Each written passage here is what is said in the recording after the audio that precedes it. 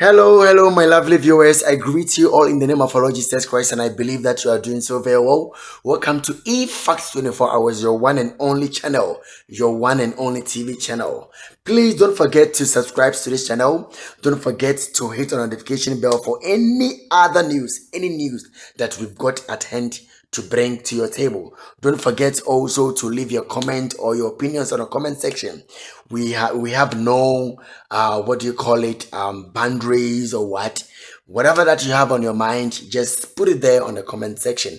God bless you also. And also, please, I leave you with so many compliments. Happy New Year. I know it's been a long time that you've heard from me, but at the same time, we thank God that we made it this far to 2025. And I know 2025 came actually with so many blessings from above, and you just have to believe it.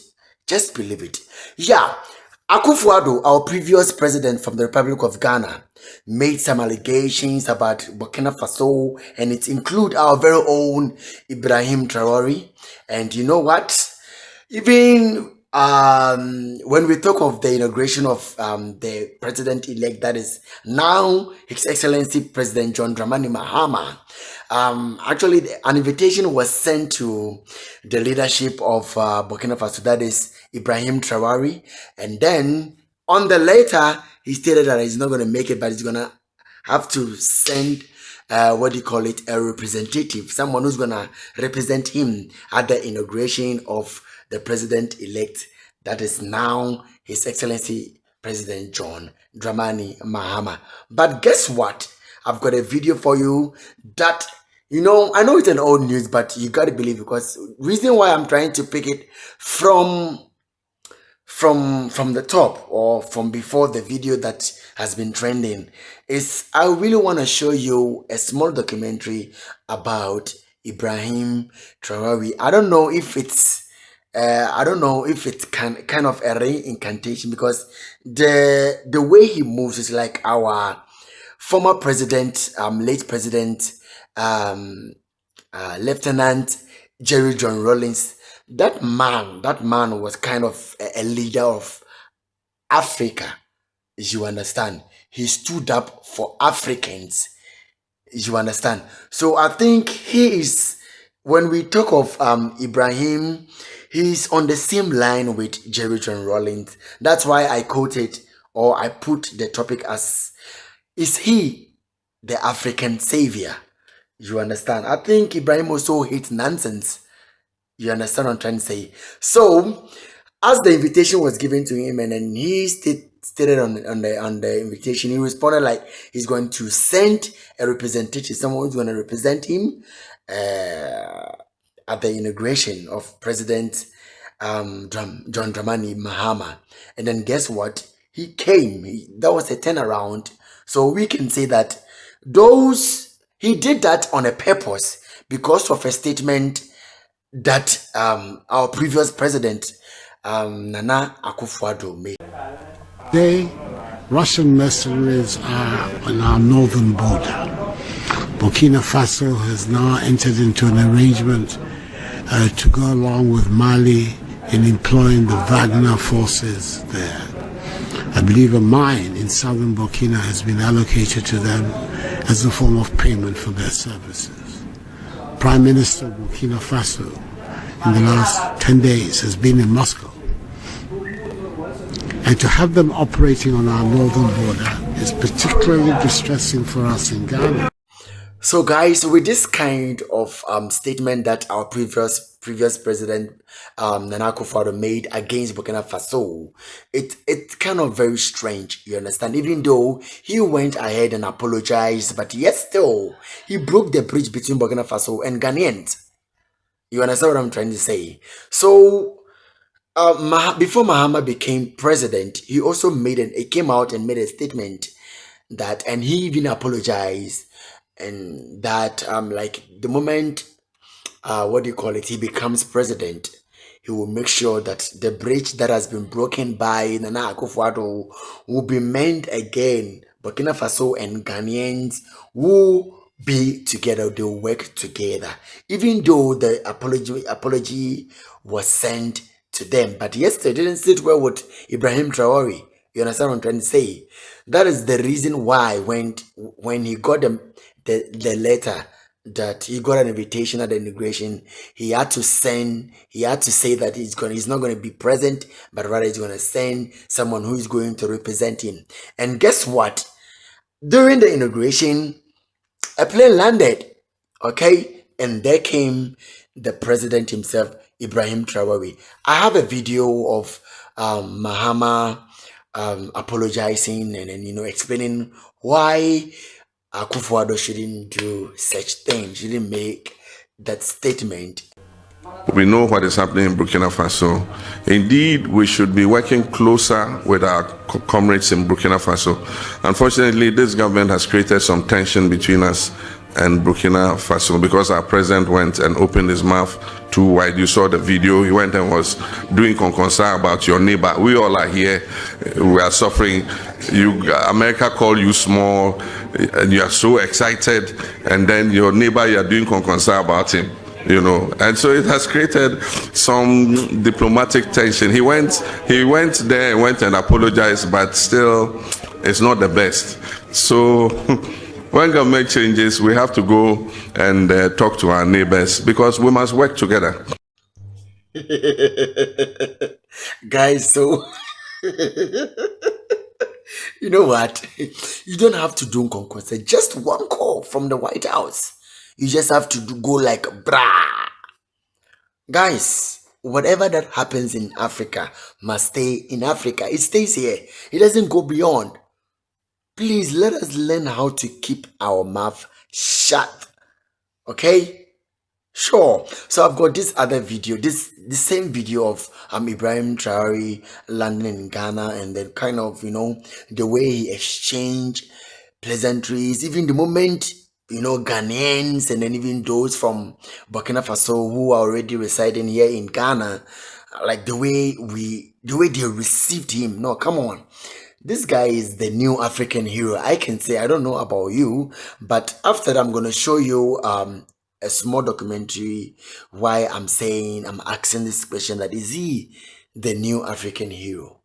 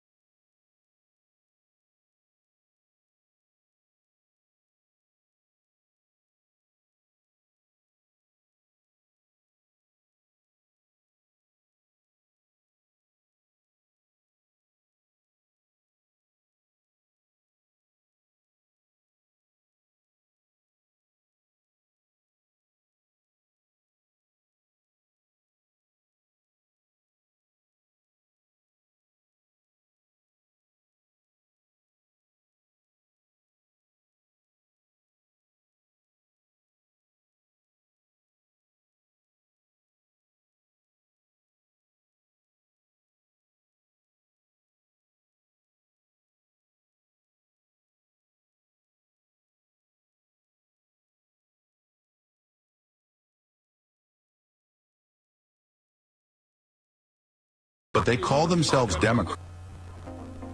We've seen more terrible scenes where people kill their demonstrators. But they call themselves Democrats, and we're called Persians. If that's democracy, I repeat, we don't want this democracy. Ibrahim Traore, the president of Burkina Faso, is right. People can't seriously be given a pass to dictators just because they are not wearing uniforms. But they do worse than military men, people who actually came to power through a revolution. It doesn't make any sense. It is happening in Kenya, it is happening in Nigeria. In Kenya, during the massive protests there, they've continued to disappear many people up to today. In Nigeria, it happened during the August End Bad Governance protest. They killed a lot of people. They even went as low as arresting young people, teenagers that are not up to 15 years. They arrested them, detained them for more than 3 months, and still had the audacity to charge them for treason. You can imagine how low they can go just to protect themselves, just to prevent people from criticizing them. They no longer tolerate any sort of dissent. Free speech, that is a hallmark of any democracy, no longer exists. People who say anything, especially on social media or any media for that matter, are hounded, arrested, and put to trial. Where is the free speech? Even if someone is truly defamed, why not allow that person to approach a civil court to lay claims? They've turned free speech to a criminal matter, arresting people and charging them in different jurisdictions. It doesn't matter where the so-called defamation happened. It might happen in the Deep South, in Port Harcourt, in Lagos, anywhere in the South, but they will arrest that person, fly the person to Abuja, and charge him to court. In some cases, they even arrest relatives of the person and hold the person till the person they want is produced. That's how low they have sunk. They never had any level in the first place, not to talk of sinking. So the hypocrisy stinks to high heavens. There are rules and regulations in a democracy. When the main operators, the people in power, don't ever abide by these rules, it makes a mess of the whole system. They only hold the opposition to account. It is the only opposition that are forced to go by the rules of a democracy. People in power are always above the law. They don't give a damn. All they care about is protecting their interest, and that their interest is maintaining power, and that their interest of being in power overrides the national interest. In a democracy, especially the one Nigeria operates, there are 3 branches of government. But when they somehow start behaving as if they've become one branch, that all of them are under the executive, it is expected that the National Assembly, which is the legislative branch, must hold the executive branch to account. They must conduct all sorts of investigations, oversight functions to make sure that everything they are doing conforms with what they passed in law, especially budgets. Now, if they fail to do this job, that's democracy already failing. And we're going to talk about the 3rd branch of government, which is the judiciary. They are supposed to interpret all laws that the National Assembly passed. Not just the National Assembly, all laws that exist since the founding of Nigeria. They are supposed to interpret them to the letter. If they fail in all these their duties, that's democracy failing. So where is the average person supposed to run to? Where democracy or rule of law or justice have failed completely? Going by what is happening in Nigeria, especially the past few months, it seems that people don't really care. They are not rigid about the type of government the country operates, whether it's military rule or the so-called democracy. They just want good governance. They want to live the good life like their counterparts in other countries. This is because of what happened during the End Bad Governance protests. People openly called on the military to take over power. Yes,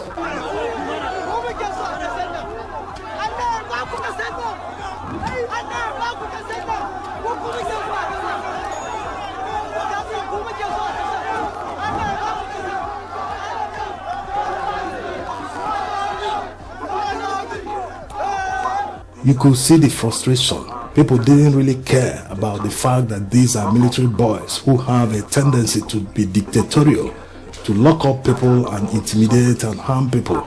They didn't just care. They were simply tired of all the sufferings coming from politicians, people that are civilians, people that should understand human feelings, not like military men who are only focused on the order.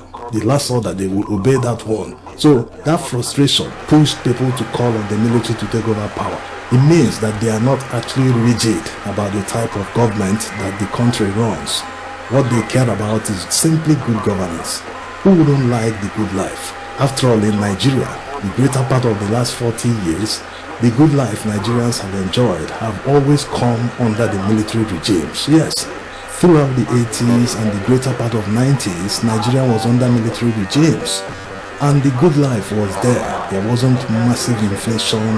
Life was easy, despite the fact that Nigerians suffered the military dictatorship. Now, compare that to democracy, which started in 1999 after the military left power. Under the Fourth Republic, Nigerians last enjoyed the good life more than a decade ago, most especially under Obasanjo's first and second terms.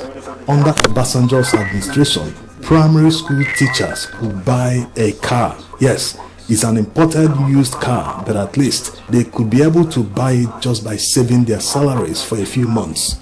You can understand how Nigerians were living the good life at the time. Compare that to now.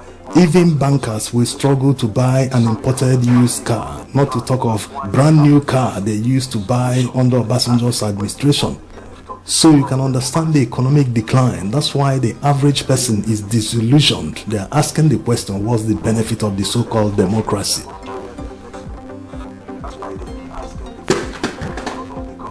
Many people go to bed hungry. They are not sure where their next meal will come from.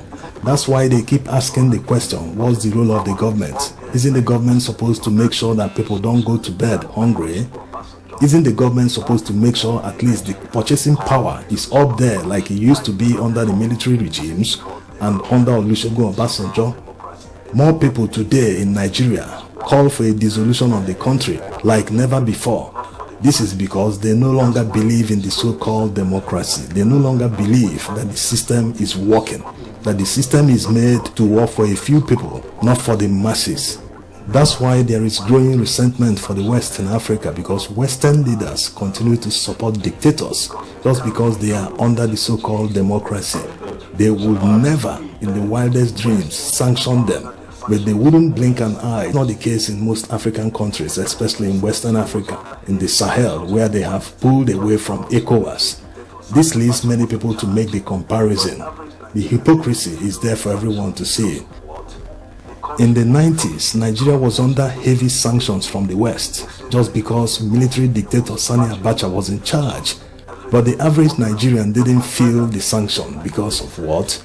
The country was working, the economy was relatively stable, the exchange rate was stable, there was virtually no inflation, everything was working out. But compare that to today, like already said, it is completely the opposite.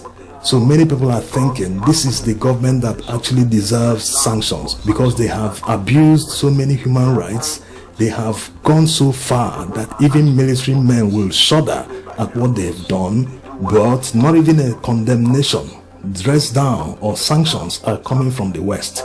They are all mute because maybe the people are actually their puppets. They play by their rules. They do whatever they want them to do in their countries. So they wouldn't give a damn what is happening. All they care about is the control. They want someone there to be someone that they can control. Unlike military regimes that are very hard to control. The military boys don't care who you are. They just obey their last order. Especially military boys that came to power through a revolution. Not the types that Nigeria used to have. They were envious of the politicians. They took over power because they were not the ones stealing the money. They were envious of the fact that, hey, look at how these people are enjoying the money, stealing the treasury dry, siphoning and laundering money abroad. They took over and continued where the politicians stopped. So they never brought anything revolutionary to power. It was merely a continuation of affairs. Same thing the politicians were doing, they continued the same thing and even made it worse. This is the main reason why people are losing faith in the so-called. So guys, yeah, this is what I have for you. And this is what I'm leaving with you. Please, if you haven't subscribed to this channel, don't forget to subscribe as you watch. Please subscribe for more. Help me to come to you with any news that I've got at hand. God bless you so much. I'll keep on saying that God bless you, because you deserve to be blessed, and believe that in this year 2025 there's so much blessing God has in store for you. God bless you so much. So as still I'm asking you, is Ibrahim Traore the new African hero? God bless you. Put it in there on the comment section. I love you.